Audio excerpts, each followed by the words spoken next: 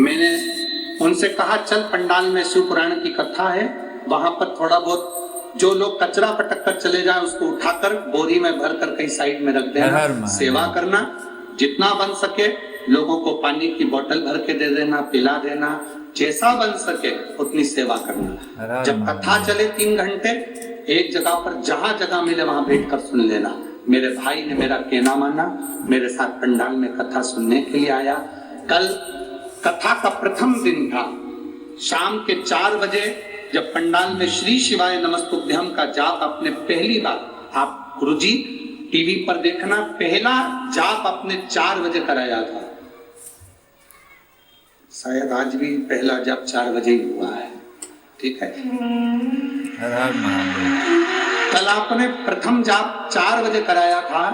जाप करते समय मेरे भाई ने और मैंने अपने भाई के नौकरी के लिए बाबा से प्रार्थना करी थी।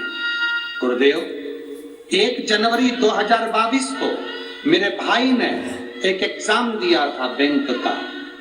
कल मेरा भाई शाम को 4 बजे जाप करा और वहीं जाप करने के 20 मिनट बाद कॉल आ गया कि तुम्हारा ज्वाइनिंग लेटर घर पहुंच गया। हर हर महादेव। मैं बाबा को यहाँ धन्यवाद देने के लिए आया हूँ। ये शिव आप अपने उस पर पढ़ सकते हैं। मैं दीपक सतीश सोनबड़े